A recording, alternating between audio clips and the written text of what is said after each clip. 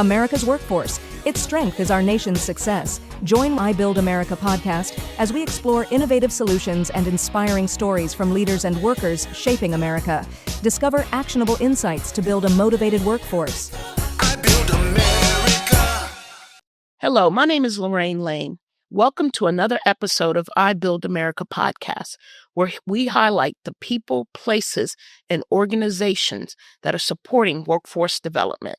Today, I have the pleasure of interviewing Steve Brown, a former track and field Olympian and the founder of Steve Brown Academy out of Atlanta, Georgia. Welcome, Steve. Glad to be here. Thank you. Oh, thank you. From Olympian to educator to starting an academy. Tell me about that journey. How did that happen? Well, first off, I would say just like any young man, young lady, I had dreams of being an Olympic athlete Okay. and watching athletics growing up. Mm-hmm. And that dream stuck with me.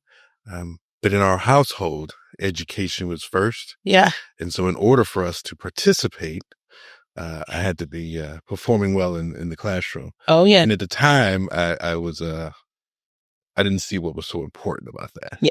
And so thankful that our parents reinforced that and instilled that in us, and I had two older brothers. And come to find out, one of the huge reasons why not only made the Olympic team, but also competed, a lot had to do with math and science. Really? And biomechanics and physics. And so thankful that, and the other reason where education was paramount is because education actually paid the bills. And so I was fortunate to get an athletic scholarship to play football at Wake Forest University, and walked on to the track team, became their first track All-American in school history. So wait a minute, I want to back up. You walked on to track and field, Yes. and your Olympic journey was in track and field. Yes. Okay. All right. I was fortunate to go to a very good high school in Washington, D.C., where I grew up, Gonzaga College High School. Okay. Jesuit high school, all boys. But we had a lot of talented student athletes there, but also the academics were very rigorous.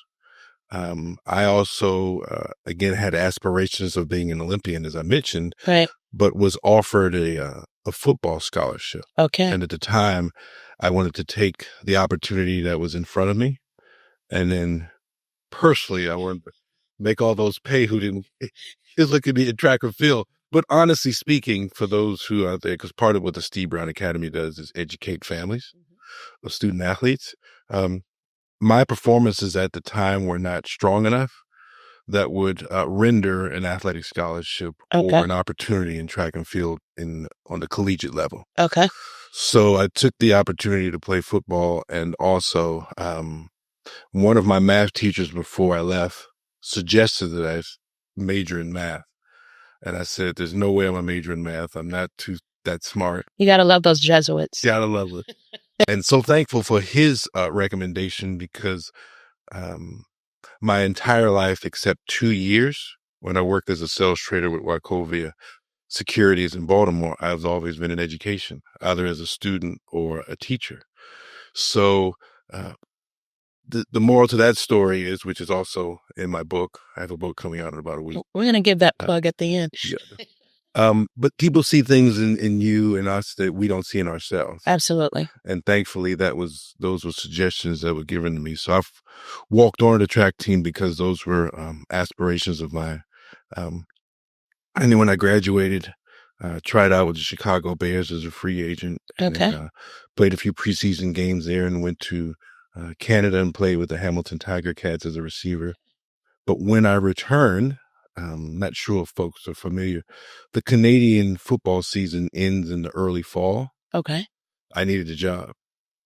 And That's so important. Therefore, the education and the math certification that I received, I walked into West Forsyth High School in Clemens, North Carolina. So you did pick the math, you followed the advice of the Jesuit. Okay. I was reluctant, but we got to the point where I was kind of at a point of no return. And Wake Forest is a liberal arts college, so I got an opportunity to be exposed to a variety of subjects. But thankful that he provided that suggestion. Otherwise, I would have self-selected myself out Right. opportunities. So he did see something in you. Absolutely. So Many people would agree that athletics shapes a young person's discipline and character. You've done something a little different by not only addressing those two components, but you've bridged the gap for career readiness. Why did you see that as an important move or strategy with what you do? Again, I've been very fortunate to be around quite a few educators who were also coaches. So I was fortunate to train under the late Dr. Leroy Walker, Okay. who was a longtime track and field coach at North Carolina Central, All right. but became the first African-American president of the U.S. Olympic Committee. And I was fortunate to train after him under his protege, Charles Foster, Okay. who himself was not only a graduate of North Carolina Central, but also a graduate with a master's from University of North Carolina, Chapel Hill, Okay. an Olympian himself. And most of their education on the track and in the athletic world came from, as I mentioned, math and science. And so what often happens in athletics and a lot of sports, but athletics, there's a lot of success, much more failure.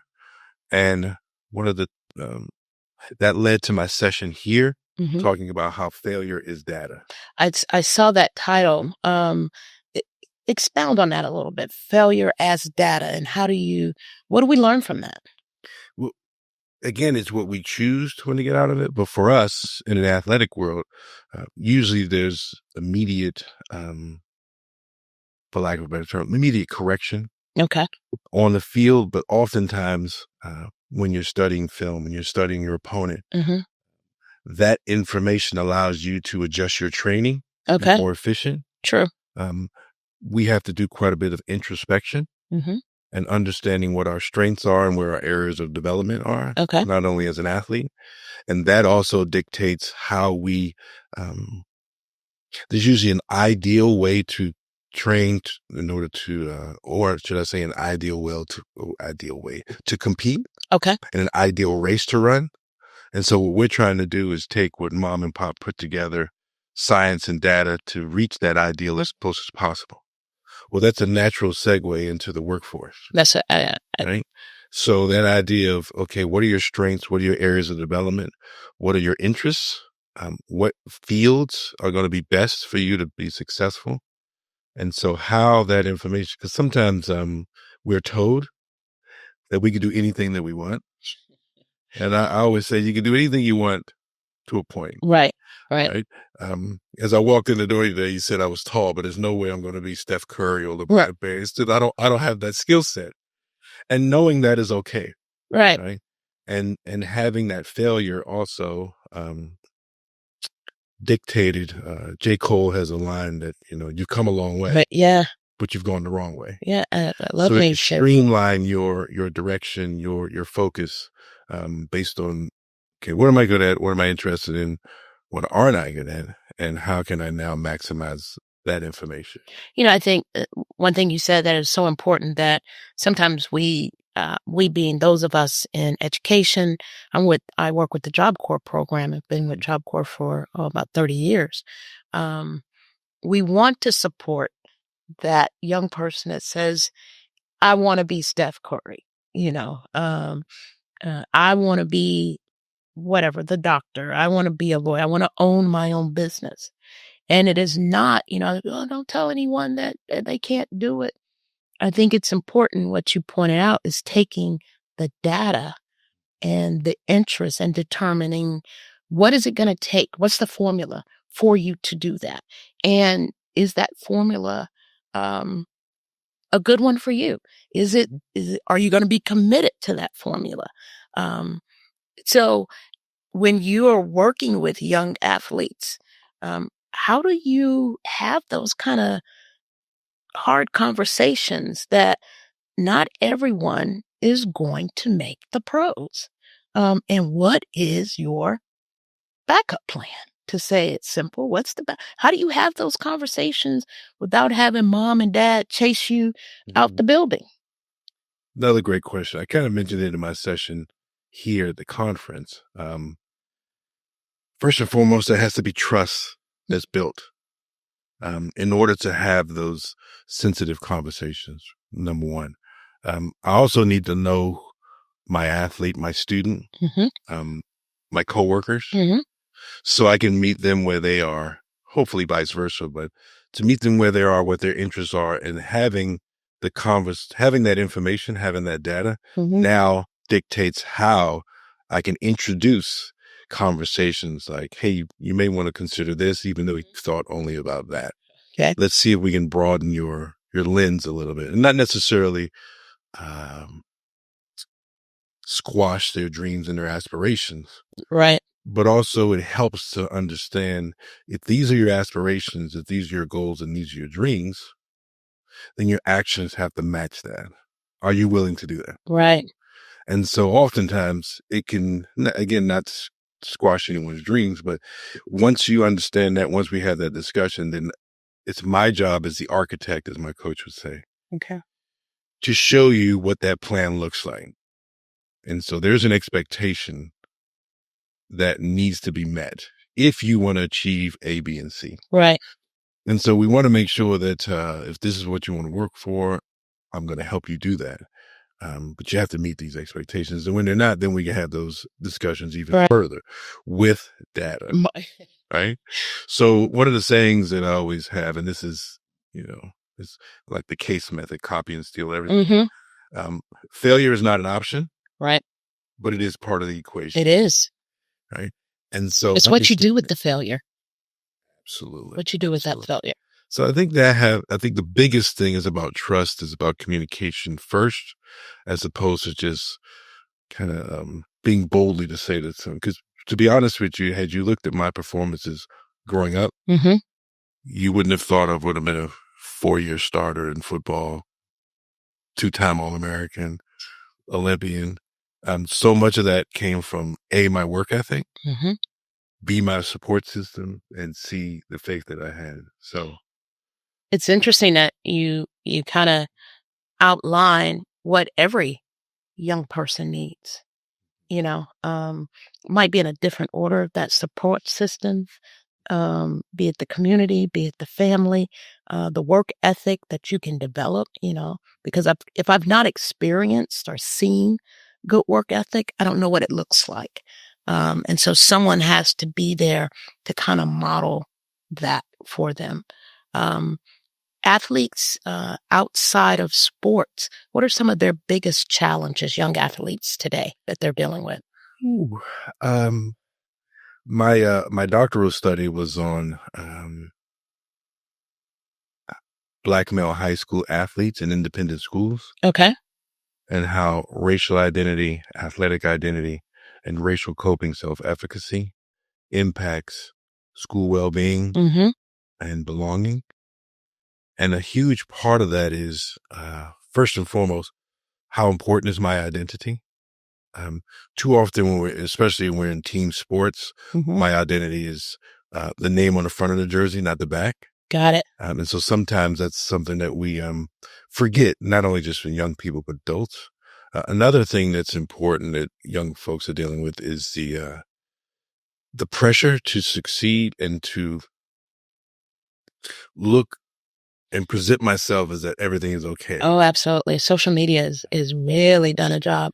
Internally, I'm turning inside out, and I can't show any kinks in my armor as an athlete because my competitor is seeking for any symbolism of weakness. Exactly, right? So having the ability to be vulnerable and having the ability to give myself grace. Those are things that you don't really talk about as a young athlete. Oh, no. Even as an adult, we don't talk about our vulnerabilities.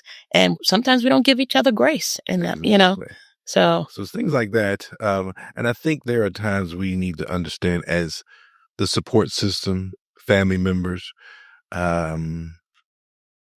yes, they have aspirations of being an athlete, but we as the adult can help guide that. and be more of a support system. We need to be, for lack of a better term, be able to have tough love and give constructive criticism when necessary, but being able to know when each is appropriate. Right. And so sometimes we as family members can add to the anxiety, to the stress, and not realize it. And when you bring in name, image, and likeness and the opportunity to potentially make a financial return, even on a collegiate level, and Right. believe it or not, I think at one point over 33 states in Washington, D.C. also offered NIL opportunities for high school students. So as a family who may benefit immensely, Right. we may not realize the pressure that we're putting on this young person, that you're the one that's going to take us out of our You're right. impoverished situation. So things like that, and believe it or not, I think we're not talking to our youth and listening. So, right. So I feel like I need to find my own tribe, if you will. And sometimes gangs can come in that respect. As you mentioned, social media. So there's a variety of things that young people are dealing with that we as adults never had to deal with, because Absolutely. I think they said maybe Gen Z was the first generation that didn't require adults to access information. Yeah. And it's Right. readily available. And my mistakes are on full display. I could make a mistake and nobody knew it but me and maybe my BFF. But right now, small mistakes can just permeate right across go viral, Instantaneously. and everybody knows it, So those are pressures that I would agree with you that we forget sometimes. Mhm. And I want to go back to what you're saying. Sometimes we're the ones that make it, when you're the first generation going to college, when there's that potential that our life can be elevated based on all that cheering that took place at that high school game that could possibly lead to college scholarships, pro. So when you have all of that pressure, how does your academy, or does it, provide that support when it doesn't all go in the direction that the dream? So I have to admit, I'm kind of a nerd. Go for it. I had to realize that. So a little bit of background information. So Okay. completing the square is one of the ways you can solve a quadratic equation. Okay. And so I researched and You made a math show, what say that? Yeah, I said you made a math show. Hey, believe it or not, it's all math, but that's for the next interview. So I looked into it to see if anyone coined the phrase "complete your square," and they did. Okay. So I trademarked that, and that's the foundation of I created the Complete Your Square curriculum for student athletes. I saw that. And the cornerstones are athletics, academics, character, and service. Okay. I'm not trying to recreate the wheel, Right. but it was based off of a book called I Dare You, a Mhm. gentleman written in the 1930s, William Danforth. And basically he shared that if you work on these 4 areas of your life, the body, the brain, the heart, and the soul, then your probability of success will increase. So the body is, you have to be healthy before you help others. The brain, you have to be a lifelong learner. The heart, you need to associate and socialize with others. And the soul is, you have to understand there's a higher entity other than yourself. So I knew from an academic standpoint, or should I say from an athletic standpoint, first, I can help train individuals with, in the world of speed and development and agility, from a brain standpoint, or should I say the academics, assist not only with academics, but also bring in student teachers and coaches. With respect to character, there's a character curriculum that we use called I Lead, formerly of Habitudes. Okay. And it was created by a gentleman, Dr. Tim Elmore, Yes. of Growing Leaders. And then the soul, not knowing where your spirituality lies, then service was implemented there. So the importance of giving back to your community. Mm-hmm. So again, the athletics, academics, character, and service. Again, if we can prepare student athletes holistically, then when it's time to transition away from sport, when it's time to make sound decisions, Right. when I have to understand the expectations as an athlete and a student, Right. So going into it, that's the holistic approach to It's helping student athletes. very good. And they're not falling apart when, you know, now I need to take the other pathway that I had because I've already identified it. I've already understood it. I understand what this gamble is. Very interesting stuff that you're doing at the academy. Great work. What impact do you hope your academy will leave on youth and workforce? Great question. So the ideal world is that I would love to team and partner Mm-hmm. with not only independent schools around the country, school districts, but also workforce organizations, Mm-hmm. because they have all the resources. They have not only the student athletes, but the clients. Right. You have the counselors, you have the coaches, you have the placement Mm-hmm. or outplacement workers. So educating the educator, training the trainer. And therefore, I feel like that can have a much broader reach. Mm-hmm. And now we're serving as a consultant to that organization, that Okay. school district. So that partnership is what Absolutely. what you want to kind of have your legacy. Correct. So there's only one Steve Brown, but if we can educate the educators, train the trainers, now in conjunction, we can prepare not only the next workforce, but the next student athlete leader. Multiply that strength. Nice. You mentioned earlier, and I just want to say congratulations on obtaining your doctorate degree. That is one heck of a milestone. And so don't underestimate that value to other young African-American men. That they may not say it to you, but there's something powerful when someone reaches a milestone and they look like me. So congratulations on that. The cute thing about that is the kids that I coach, many of them say, Coach Brown, did she get a doctorate? I know. I have to call you Dr. Coach Brown. I said, I like that. But also the idea that if I can do it, that's right, with the work ethic, support system, and faith, it's right. And then you talked about your history. That it wasn't all rosy for you. You just wasn't. You worked to get here. You didn't wake up and be Dr. Coach Steve Brown. I've been very blessed and fortunate to have an incredible support system. Good. Good. Tell me about your book. So the book is called The Complete Square. Okay. An Olympian's Equation for Life. All right. And it just shares my journey of, again, being a young student athlete in Washington, D.C., aspiring to be an Olympian, the things that went well, the things that I learned from, the mistakes that I made, and the support system that I had. And oftentimes when it seemed like the task was insurmountable, just keep putting your foot forward, keep moving forward. A lot of anecdotal information you receive on the way, and just sharing that information, and also the origins of the Steve Brown Academy and the Complete Your Square, but really just sharing that story. There was someone who said, if you don't tell your story, someone else will. Absolutely. Or not. And probably going to tell it incorrectly. Correct. So there's a lot of people that I owe, and a lot of people that I want to give thanks to. First and foremost, the foundation our parents gave us.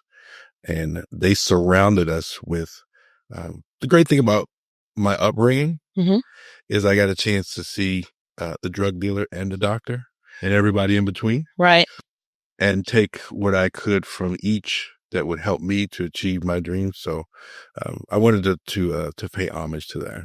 Good. Good. I look forward to getting that book. Yes. And then when I'm in Atlanta, I'm going to call you to sign my book. All right. Love that. Okay. So here are your rapid fire questions. We're going to end on a little fun. I love it. Coffee or tea in the morning? Coffee. Okay. With a whole bunch of sugar and sweetener. Oh, then you're not a good coffee drinker. Early riser or late night worker? I have narcolepsy, so a bit of both. Okay.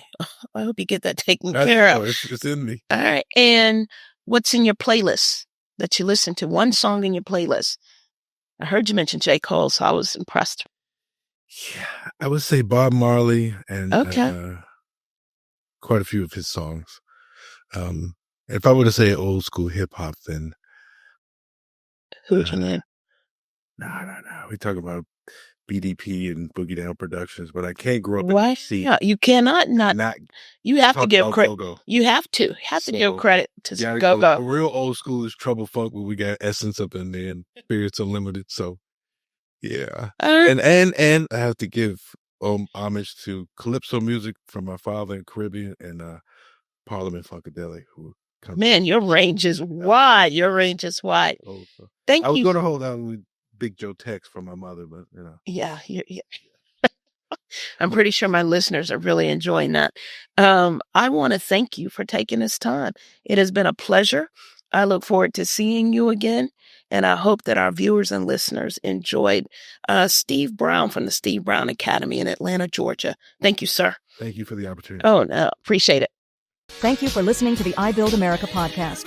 Please subscribe, share, and comment, and be sure to join us next time for more insights and inspiring conversations on building a powerful American workforce. I Build America, building workforce success one podcast at a time.